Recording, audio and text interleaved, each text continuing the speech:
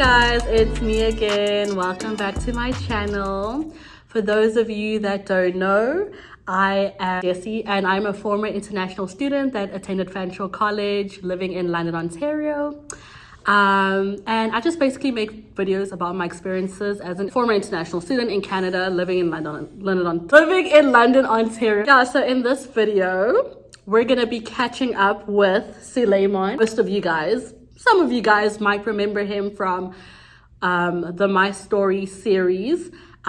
He was on episode 1, basically shared his experiences about life as an international student in London, Ontario, attending Fanshawe College. So guys, we're just going to be catching up with Suleiman. So as you guys might know from the first episode of the My Story series, we caught up with Suleiman because he was in the middle of his first semester and now he's actually proceeding onto his co-op semester. So he's done with all his coursework and he's going to be basically, you know, transitioning into the co-op. So basically in this episode, we're just catching up with Suleiman just to kind of pick up from where we left off, you know, just like going back to like, you know, where we left him during that episode of the My Story series.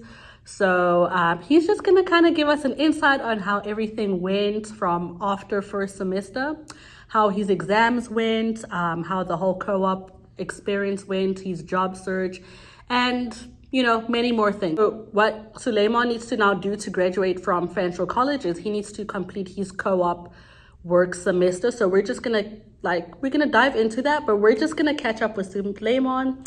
Honestly, I can say congratulations because you're pretty much like, you're not really done, but you are pretty much done. All you have to do is co-op, and you know, either way, you're still graduated in a way, you know what I mean? So honestly, besides that, how have you been since the last time that we saw you on episode 1 of the My Story series? I've been better. I feel like I've learned a lot from that time till now. Because that time I was in the middle of my semester. I've learned so much from the semester, from school in general. Just finished midterm exams. I was about to, I can't remember exactly what or when. But I've done my 2 exams. Things have happened better than I expected academically. As far as jobs and working, it's been under what I expected, because when I first came, I expected to find a job immediately. Yeah. And it takes a lot of time to find a part-time job. Yeah. If you're looking for a full-time job, it's much easier to get than, it's still not easy, but it's much easier to get. And even when you want a part-time job, you don't necessarily get the hours that you need. So okay. If you're a student or if you're an aspiring student and you want to take school seriously while attending classes, I would say 28 to 30 hours a week would be good for you. Is there I heard that they increased the amount of hours that international students can work. Is that true? Yes. Okay, so what has it been increased to? How many hours a week can you work as an international student?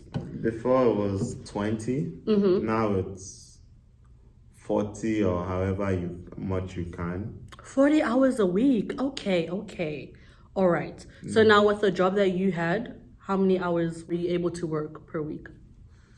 My job wasn't a consistent job, so it was fluctuating, but to be honest, there were a few times I had 20 hours a week. So 20 hours, okay.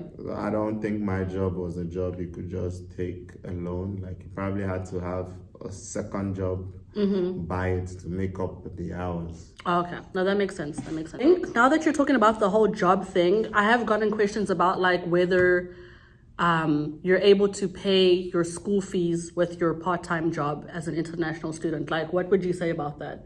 Do you think it's possible or it's not. No? It's simply not possible. Yeah, I don't think, because let's be real, school fees are like, what, 9K for a semester? Depending on your program. Yeah, typically. But typically it's like 9 to 8K a semester. Yeah.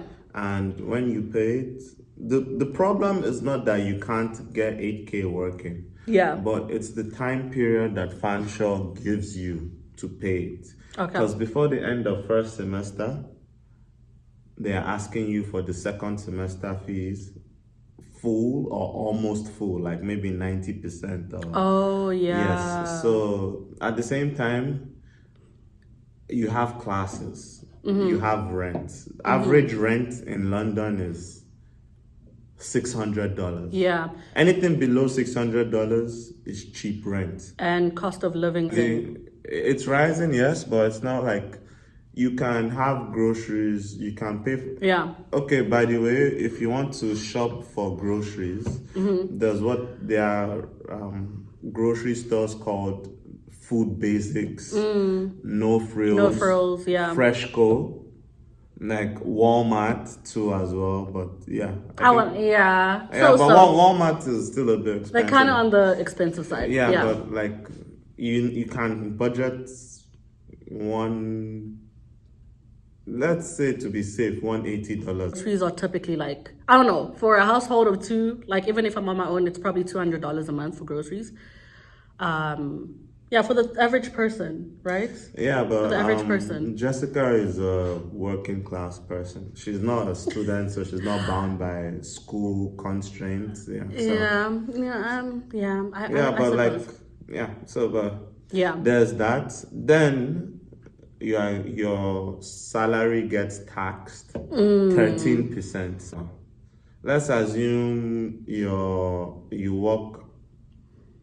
let's assume your yearly salary is 40,000 Canadian dollars. Yeah. So bi-weekly means instead of 12 months in a week, they divide, let's say 40,000 by 24, divided by 24, and they pay you that every 2 weeks. Yeah. But with the every 2 weeks that they pay you, they remove 13%.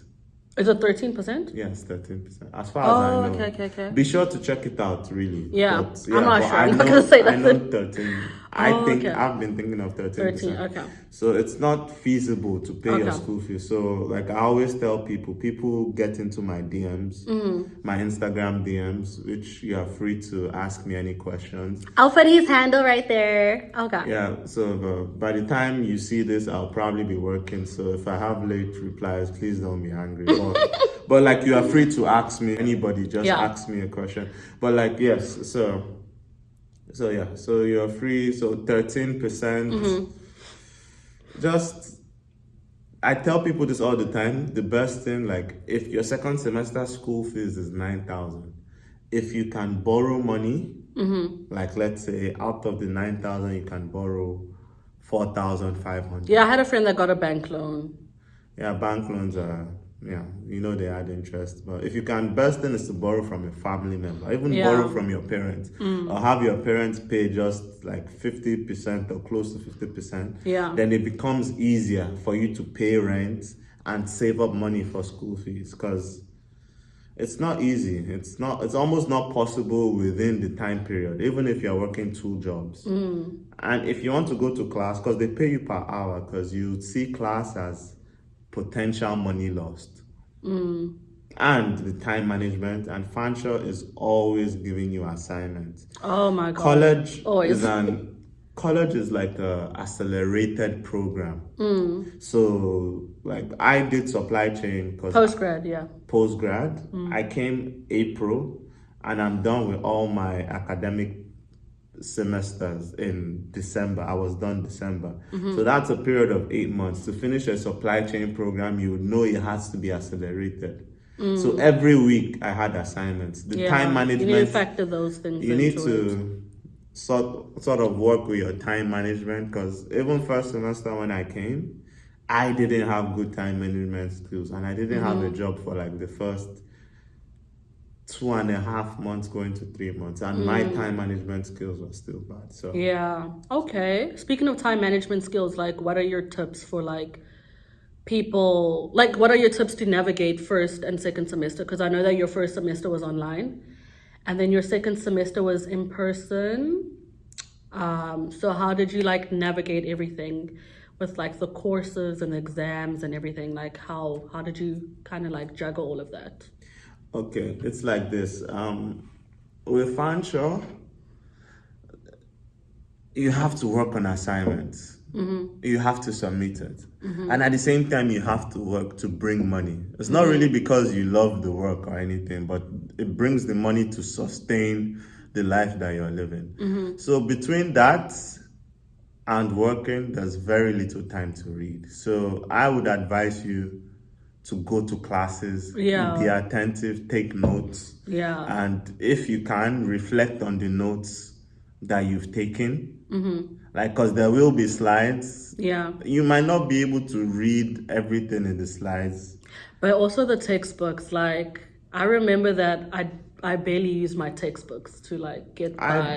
But I think the slides are a good idea. And actually going to class, like. Yeah, but like with the management course, I would say that's okay. But like, because assignments and class assessments are 70%. Sometimes it's 75%. So at the end of the day, they are already telling you what you should be focusing on. So you can have if you do well, you could have a C before even writing an exam. And you just do a little bit above average and you have an A. You want to make sure you get all the marks in before your final exams, right? Yes. Or else then you're stressing in those final weeks and you have to get like, I don't know, 70s to pass the whole course. So it's not fun. If you're doing a technical course like IT, I don't have really any advice because I can't relate, to be honest. But I would assume you would need to read more than the usual average person or something, or practice. I guess it but depends just on take the course. your assignments seriously. Like, they make everything easy for you. Like, they guide you, they give you learning aids. That's the good thing about Fanshawe. I feel like it's kind of hard to fail though. I know some people that failed, but that's because they were like never in class. Like, they were focused on their part-time jobs. You know what I mean? It's hard to fail. So at the same time, like in my stuff, there's a lot of group work, and there are a lot of people that prioritize their work instead of their group work. So, ooh, is that frustrating? Yeah, it is frustrating because everybody is working. It's hard to come across somebody in Fanshawe that doesn't have a part-time job. A lot of people have 2 jobs, even 3 jobs. Some people have 1 job they do normally, then they have 1 job they do in another country. Hybrid, which is online. So you've met people that had like jobs here and then like a work from home job. I met someone that had a job that she was working for, I think, Australia. And they were paying her in Australian dollars. No, guys, honestly, like, don't limit yourself to like the part-time jobs here. Actually, I think international students shouldn't actually just like limit themselves to the jobs here in Canada. Like, if you can work virtually and the job is in but at the same time, you want to look at currency conversion. Exactly. The currency has to be worked. Don't be working for $5 an hour. Like, okay, so now once you're done with your studies, you can apply for postgrad work permit. Wait, have you done that? No, you haven't done that yet. You have to wait till CoOp is done, right? Yes. Okay. So once Suleiman's done, so because he studied a 1-year course, he's eligible for a 1-year work permit, right?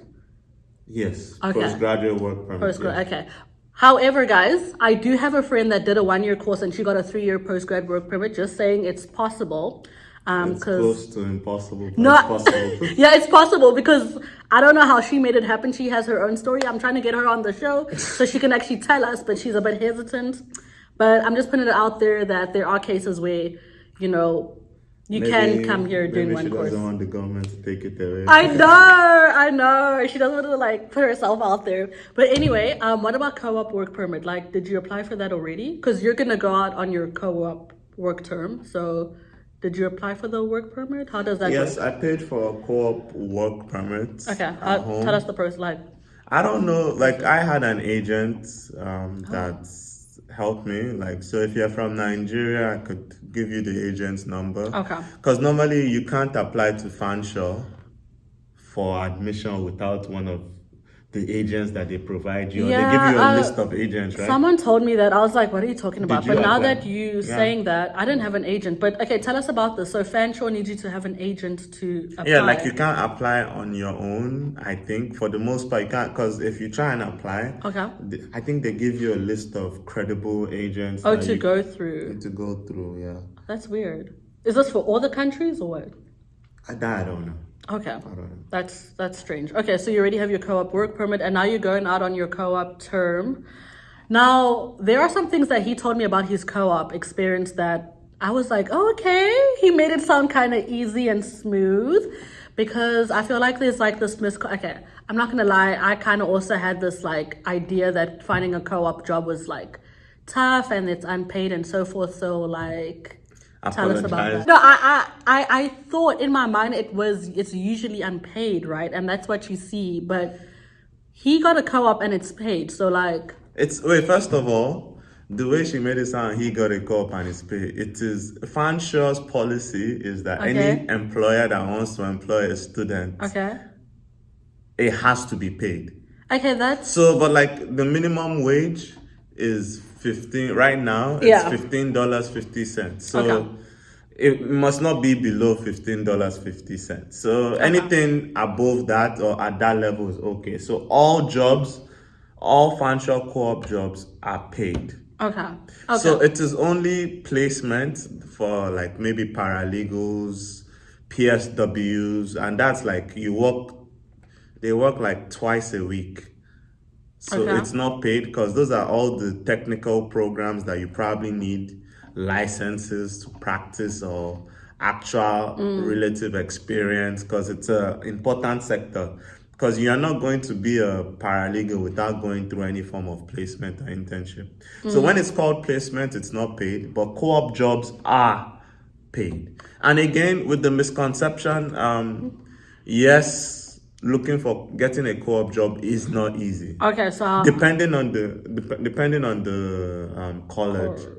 College. Some colleges are harder than others. Okay. So you wanted to say something? Oh no. No. So I'm just wondering, like, how did you find it? Okay, so first of all, like, what was your process? Question: did the course? Because like, there's a co-op preparation course in second semester, right? I think both semesters. Oh, okay, yeah. So there's you cannot apply for a co-op job without going through the co-op course. Okay. The co-op course isn't even worth any points. So you can do it, and it's half a semester. Yeah. It's either you fail or you pass. Oh yeah, I remember it was 6 weeks. Yeah, and you have to pass because they don't fail you. Like if you do the wrong thing, they will not mark it until you. So that is necessary. You cannot apply for co-op without it. Okay, what do they do? And even if you don't have your co-op work permit while doing the course, you can apply through them. I don't know how much you pay for your co-op work permit. Yeah. So I think it's free. I don't think so. Because I got my co-op work permit and then I decided that I wasn't going to do co-op. But So please do co-op, because especially if you're a young person that doesn't have experience in the field that you're going through. Yeah. And even if you have experience, they want Canadian experience. Because they feel, which is right to an extent, that Canadian experience is definitely different from American experience, different from New Zealand experience, it's different from Nigerian experience. It's different from any experience. Like the culture and the organizational culture and management is different here. Yeah. Okay. So apply, like the fact that people don't think it is even you get the co-op jobs is an advantage in itself, because my Fanshawe management supply management program, a lot of people apply through LinkedIn and Indeed. It's not bad. I applied through those channels too. Okay. But I got a job applying through Fanshawe's co-op program. Because co-op programs, they don't ask you for experience. They ask you questions like, as far as supply chain management, they ask you questions like, why this company, tell us about yourself, what motivates you, tell us the time you handled a stressful colleague. Like there's a pattern to answering those questions, so you probably should look up YouTube and find a way to answer, because you just can't go there and just think that you be yourself. You have to prepare and memorize questions. No, that's true. So so please, if you're going through the co-op program, like go through Fanshawe's co-op site and apply for jobs that you're interested in. So they have their own co-op hub. He recommends co-op. I recommend I'm co-op. still actually, yeah. It's not a must. Like if you want to do a second program, but even if you want to do a second program, if you can do a co-op, because things become getting a job in Canada is hard. I think for that, in terms of that, I think doing a co-op is a good idea. Yeah, there are some cons, but I think in terms of like having a professional job when you're done, I would have done co-op. I personally don't think there's a con apart from maybe you're racing against time for whatever reason is personal to you. Okay. Yeah, I think that might be the only con. Oh. Because I feel like once you have the job, the co-op job, even if they don't retain you and they see you've had that Canadian experience, believe me, it is much better. It's going to help you out for future jobs. Yes, it's much better than applying without any Canadian experience. Yeah. It is hard to get. But just do more research, guys, and speak to the Fanshawe Advisor. I don't think people actually know, but Fanshawe does have like coordinator, people that aren't here yet that need information about co-ops, like they can speak to a co-op advisor. Is that what you're saying? Oh, okay, yeah. You can do that. Yeah, or just like a general coordinator, international coordinator that you can speak to. Because I don't think people know that. I think, like you can even reach out to like Fanshawe International on Instagram or Facebook. They have like the weekly lives with one of the student life coordinators.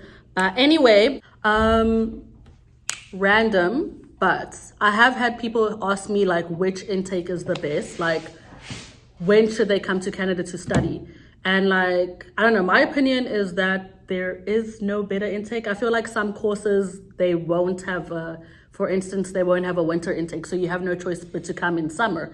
And then for some courses, they won't have a fall intake. So you have no choice but to come in winter. But what do you think about that? Like, what do you think the best intake is? Because I came in September, and he came in April. So I came summer and she came fall. Yeah, you came for the summer intake, I came for the fall intake. So I feel like it really just depends on like when you want to get to Canada, right? Like how urgent is it for you to like leave and come here to study? So what do you think? Is there like a better intake? I completely agree with you. Like there's no real better intake. Yeah. But if it's as far as weather is concerned, maybe summer or fall. You probably want to avoid winter if you're from a warm country. But if you're also in a race against time, but if you know about summer, like if you know about winter, because Canada is one of the coldest countries in the world, you just come here, you buy your gear. Exactly. And either way, like if you think, okay, I want to go to Canada when it's warm, like either way, you're still going to have to experience winter in like, I don't know, a few months. So I don't really think there's a better intake. There's no better. Yeah, it just you know depends. What I mean? It just depends, yeah. Okay. So Suleiman, I believe with your co-op, it's not going to be in London. So like, what are you feeling? So you've been here since April last year. Like, how are you feeling about London? Like, is it somewhere you would want to actually stay, or like you're comfortable here, or like, would you want to move somewhere else given the opportunity? London is all I know for Canada. I necessarily didn't want to move because I would have to pay rent 2 months. Yeah. 2 months. Like if you're moving to any new apartment, whether London, wherever, you have to pay 2 months rent, first and last month. So by first and last month, after the first month, you pay second month rent. The last month rent is for only when you're leaving. You don't have to pay rent. Yeah. But I just think it would be too much work to like, I don't know. I feel like Canada is not the type of place where you can just up and leave. I mean, you can, but like... Yeah, but like... as a student... You never know what's out there, exactly, really. You never know what you would experience, but... London is a small but packed city. Yeah, it's growing. It's packed. So I'm from Lagos in Nigeria, and it's a small, but I think it's like... Lagos is small. Lagos is small, but it has like 20 million people. How is Lagos small? Oh, you mean like... Size-wise? Size-wise. Oh, okay. Sorry to my Nigerians. Lagos is small, but I think it has the most people. Either that or some really places populated. Populated. So yeah. Okay. So, but I don't know. I'm going to somewhere in the same Ontario, so it's within Ontario. I'll see how it is. Who knows? Maybe if I'm here again, I'll tell you guys. So. Yeah, we're gonna get an update in like a few months. Okay. Just to wrap it up, okay? just to wrap it up, Suleiman, what have you learned since coming to Canada? And can you actually say it was all worth it? You know what I mean? Like studying here, moving here, packing up your whole life, investing all that coin to come and study in Canada, coming to move here. Can you honestly say that it's a better life here and that it's been worth it? Maybe it's too early and too soon to say, but like what have you learned? Like, has it been worth it? It's a tough question. I've gained exposure. I've had to go out of my comfort zone. Honestly, this, oof. Yeah, like I've been. Yeah.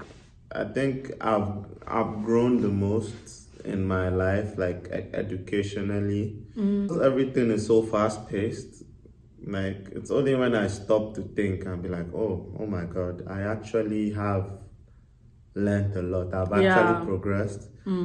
As far as money wise, let's say you spend 18,000. Let's say you even go to a university and you spend 30,000 for international students. Is it 40 for some courses? Or maybe close to 40. Like, I mean, if you're doing one course here, it's like, let's say 18K, 20K. But if you do a course in a university or master's, university, it's like 30,000. Yeah. Like even with that, like you make that money in your first year of working. Yeah. Even unless maybe you're on typical minimum wage, but even if you are on minimum, like overtime pay, like you make the money back. Yeah, you make the money back in less than a year in 90% of the cases. Yeah. So in the short term, it might not seem like Canada's worth it because of all the struggles and like, oh my God, you spend all this money. But in the long term, maybe. I mean, I do miss my culture and my people. Like I'll always be a Nigerian because I'm South African. Yeah. You will struggle in Canada. You won't, and in most cases, you won't enjoy it. The only way I would see you would enjoy is if you come here with like $100,000.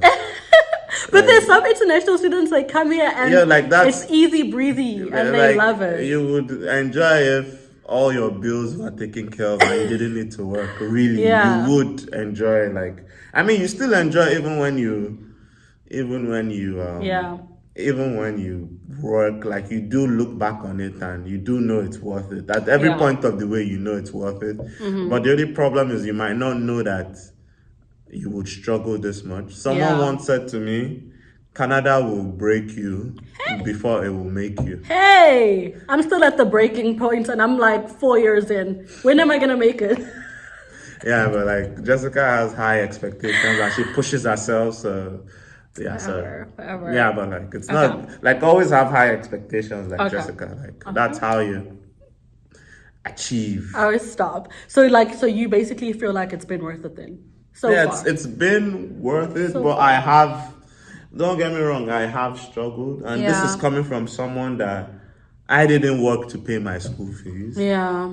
But I have still struggled in terms of working for upkeep and stuff because I haven't gotten consistent shifts with rent and stuff. So even as I was lucky enough, it's still a struggle. Yeah. Like, it's not easy, to be honest. It's not as easy as many people will say to you, but you will work. It's not a straight line. You will work for it. Probably harder than you've ever worked. Because starting a new life anywhere is not easy. Woo! The ghetto.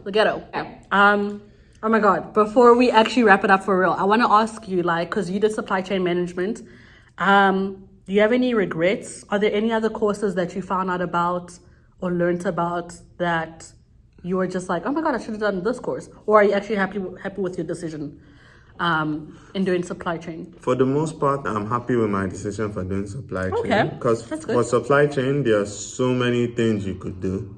You can be a procurement officer. You can be a material planner, supply planner, demand planner. You can be a logistics. You can work in logistics. Yeah.